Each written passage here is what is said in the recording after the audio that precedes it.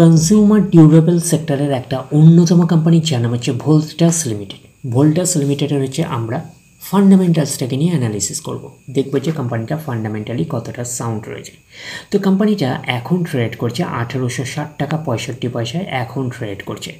আমরা যদি চলে যাই কোম্পানিটার মার্কেট ক্যাপিটালিস হচ্ছে অ্যাপ্রক্স 61,000 কোটি টাকার মার্কেট ক্যাপিটালিস, অর্থাৎ এই কোম্পানিটাকে আমরা লার্জ ক্যাপ টাইপের কোম্পানি হিসাবে কনসিডার করতেই পারি। তো কোম্পানিটার পি রেশিও আছে 134.82 হচ্ছে পি রেশিও, এবং কোম্পানিটার আমরা যদি 52 উইক হাই চাই তো 52 উইক হাই হচ্ছে 1944 টাকা 90 পয়সা হচ্ছে 52 উইক হাই, এবং কোম্পানিটার আমরা যদি 52 উইক লো চাই 806 টাকা 70 পয়সা হচ্ছে 52 উইক লো। তো কোম্পানিটা হচ্ছে কনজিউমার ডিউরেবল সেক্টরের কোম্পানি এবং এয়ার কন্ডিশনের ওপরে কিন্তু কাজ করছে এই কোম্পানিটা, এটুকুনি কিন্তু মাথায় রাখবেন। তো কোম্পানিটার একদিনের পারফরমেন্স হচ্ছে 1%-এর মতন পজিটিভ রিটার্ন জেনারেট করছে একদিনে। 5 দিনে হচ্ছে অ্যাপ্রক্স বলতে পারেন 3%-এর মতন নেগেটিভ রিটার্ন জেনারেট করেছে। 5 দিনে 1 মাসের পারফরমেন্স করেছে 3%-এর মতন পজিটিভ রিটার্ন জেনারেট করেছে এক মাসে। 6 মাসের পারফরমেন্স করেছে 53%-এর মতন পজিটিভ রিটার্ন জেনারেট করেছে 6 মাসে। 1 জানুয়ারি থেকে পারফরমেন্স করেছে 90%-এর মতন পজিটিভ রিটার্ন জেনারেট করেছে 1 জানুয়ারি থেকে। আমরা যদি চলে যাই এক বছরে হচ্ছে 113%-এর মতন পজিটিভ রিটার্ন জেনারেট করেছে এক বছরে। তো ন্যাচারাল ব্যাপার, আমরা জানি যে শর্ট টার্মে সেভাবে ওয়েলথ ক্রিয়েট হয় না স্টক মার্কেট থেকে, যত লং খেলবেন স্টক মার্কেটে তত হচ্ছে ওয়েলথ ক্রিয়েট হয়। বাট এই কোম্পানিটা কিন্তু শর্ট টার্মে অর্থাৎ এক বছরে কিন্তু একটা ডিসেন্ট টাইপের পারফরমেন্স করেছে, আমরা এইটুকুনি বলতে পারি। হিউজ ওয়েলথ ক্রিয়েট করে দিয়েছে শেয়ার হোল্ডারদের, আমরা এইটুকুনি বলতে পারি। 100% মানে ইনভেস্টমেন্ট ডবল, তো ইনভেস্টমেন্টকে কিন্তু ডবলের অনেকটাই বেশি করে দিয়েছে এক বছরে অর্থাৎ শর্ট টার্মে। তো এখন দেখার বিষয় কোম্পানিটা কি লং টার্মে ভালো পারফরমেন্স করেছে, লং টার্মে কি শেয়ার হোল্ডারদের ওয়েলথ ক্রিয়েট করে দিয়েছে, সেটাই কিন্তু এখন আমাদের দেখার বিষয়। তাহলে আমরা চলে যাচ্ছি কোম্পানিটার 5 বছরের চার্ট প্যাটার্নে। তো 5 বছরের পারফরমেন্স করেছে 184%-এর মতো পজিটিভ রিটার্ন জেনারেট করেছে 5 বছরে। তো 100% মানে ইনভেস্টমেন্ট ডবল, তো ইনভেস্টমেন্টকে আমরা এইটুকুনি বলতে পারি 3 গুণের কিন্তু প্রায় কাছাকাছি করে দিয়েছে 5 বছরে। তো 5 বছরে কিন্তু একটা ডিসেন্ট টাইপের পারফরমেন্স করেছে, হিউজ ওয়েলথ ক্রিয়েট করে দিয়েছে শেয়ার হোল্ডারদের, আমরা এইটুকুনি বলতেই পারি। এইবারে আমরা চলে যাচ্ছি কোম্পানিটার ম্যাক্সিমাম চার্ট প্যাটার্নে। তো ম্যাক্সিমাম চার্ট প্যাটার্ন হিসাবে পারফরমেন্স করেছে 13,785%-এর মতো পজিটিভ রিটার্ন জেনারেট করেছে অল টাইম বা ম্যাক্সিমাম।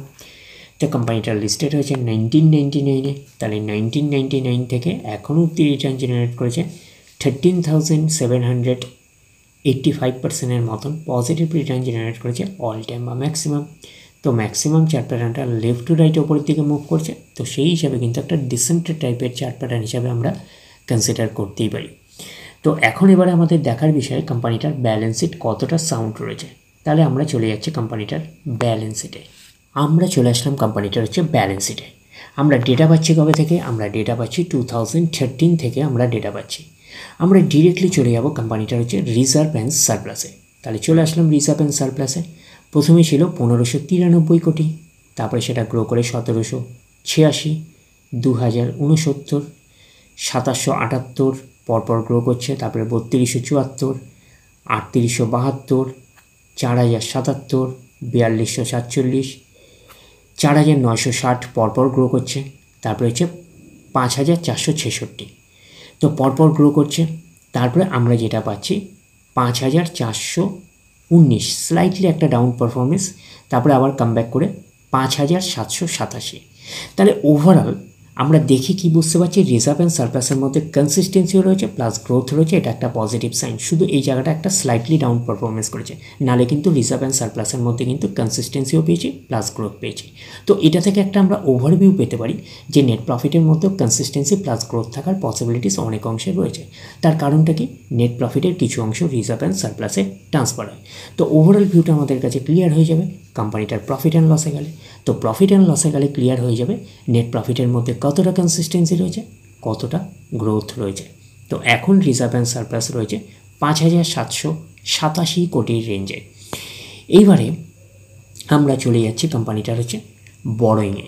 বড়োইংয়ের মধ্যে লং টার্ম বোরিং কী পাচ্ছি 6, তারপরে 5, 5, তারপরে 0 হয়ে গেল পরপর। 0-র পরে আমরা পাচ্ছি 21 কোটি, তারপরে কিন্তু আবার একটা ম্যাসিভ জাম্প করে হলো 228 কোটি। তাহলে দেখে কি বুঝতে পারছি, লং টার্ম বোরিং কিন্তু বেড়েছে অনেকটাই। তো এটা কিন্তু কোম্পানির ক্ষেত্রে একটা পজিটিভ সাইন নয়, আমরা বলবো নেগেটিভ সাইন। কেন negative sign? Long term borrowing বাড়া মানে কোম্পানির এক্সট্রা বার্ডেন বাড়া ইন্টারেস্ট পে করার ব্যাপারে। কোম্পানি যদি লং টার্ম বোরিংকে যদি সঠিকভাবে ইউটিলাইজ করে যদি নেট প্রফিটের মার্জিনটা বাড়াতে পারে, তাহলে লং টার্ম বোরিং ঠিকঠাক আছে, আমরা একটুখানি কনসিডার করতেই পারি। প্রফিট অ্যান্ড লসে গেলে ক্লিয়ার হয়ে যাবে কোম্পানি লং টার্ম বোরিংকে সঠিকভাবে ইউটিলাইজ করে নেট প্রফিটের মার্জিনটা বাড়াতে সক্ষম কিনা। এইবারে আমরা চলে যাব কোম্পানিটার হচ্ছে শর্ট টার্ম বোরিং। 255 কোটির রেঞ্জে 258, 117, 271, 171, 142, 315, 209, 251, 343, 343-এর পরে আমরা যেটা পাচ্ছি 595, 485। তো শর্ট টার্ম বোরিং হচ্ছে ফ্ল্যাকচুয়েটিং ম্যানারে থাকে, প্রতি বছর আপস অ্যান্ড ডাউনস করে। তো আমরা শর্ট টার্ম বোরিংয়ের থেকে বেশি যেটা গুরুত্ব দিই সেটা লং টার্ম বোরিংকে। লং টার্ম বোরিং হচ্ছে 228 কোটির রেঞ্জে, আর শর্ট টার্ম বোরিং রয়েছে 485 কোটির রেঞ্জে। এইবারে আমরা চলে যাব কোম্পানিটার হচ্ছে ক্যাশ অ্যান্ড ক্যাশ ইকুইভ্যালেন্টে। দেখি কী রকম অবস্থান রয়েছে ক্যাশ অ্যান্ড ক্যাশ ইকুইভ্যালেন্টে। 350 কোটির রেঞ্জে 282, 252, 185, 331, 284, 321, 308, 459। 459-এর পরে আমরা পাচ্ছি 572, 708, 852।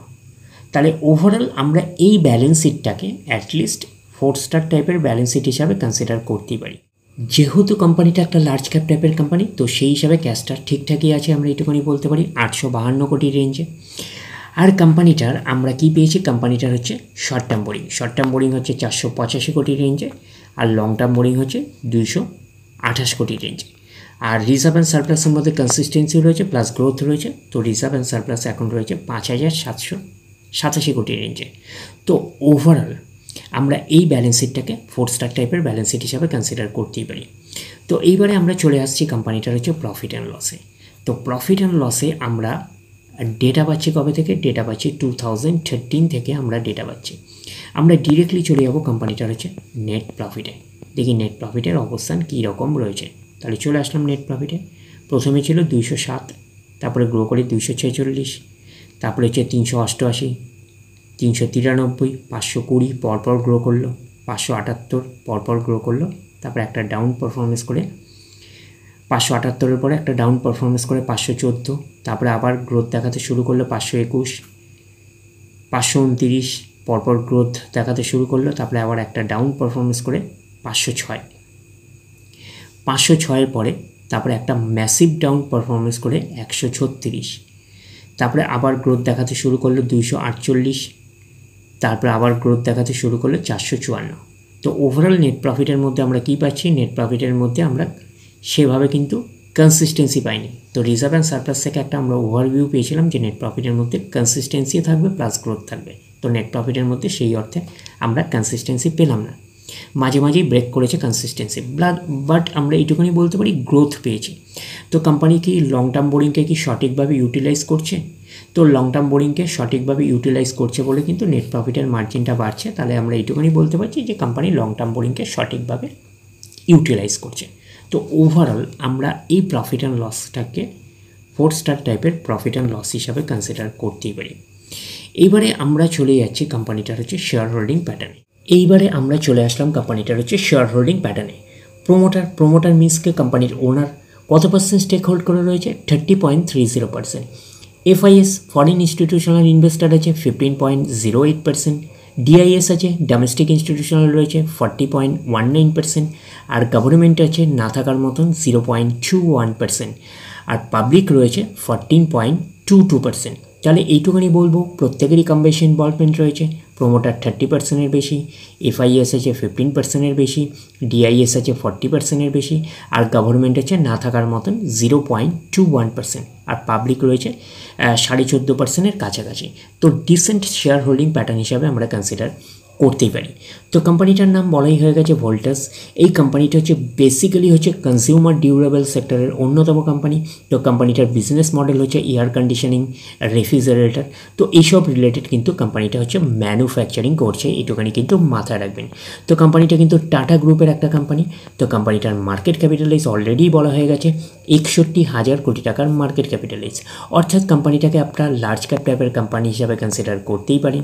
তো কোম্পানিটার আমরা যদি ROCE দেখি, return on capital employed 8.51%, ROE return on equity 4.40%। তাহলে ROCE আর ROE হচ্ছে সেই অর্থে কিন্তু ডিসেন্ট আমরা পেলাম না। তো কোম্পানির পারফরমেন্সের উপরে কিন্তু ডিপেন্ড করে ROCE আর ROE। আগামী দিনে যদি কোম্পানি আরও ভালো পারফরমেন্স করে, আরও গ্রোথ দেখাতে শুরু করে, তাহলে ROCE আর ROE হচ্ছে আরও ইমপ্রুভ করবে, এটুখানি কিন্তু মাথায় রাখবেন। তো ওভারঅল কোম্পানির পারফরমেন্সের উপরে কিন্তু ডিপেন্ড করে ROCE আর ROE, এটুখানি কিন্তু মাথায় রাখবেন। তো ওভারঅল আমরা বলতে পারি যে ভোল্টাস লিমিটেড এই কোম্পানিটা একটা লার্জ ক্যাপ টাইপের কোম্পানি, জাস্ট মিড ক্যাপ থেকে লার্জ ক্যাপে পা রেখেছে এরকম একটা কোম্পানি। তো এই কোম্পানিটাকে অর্থাৎ ভোল্টাস লিমিটেডের যে ফান্ডামেন্টালসটাকে আমরা জাস্ট একটা ওকে টাইপের ফান্ডামেন্টালস হিসাবে কিন্তু কনসিডার করতেই পারি কোম্পানিটাকে।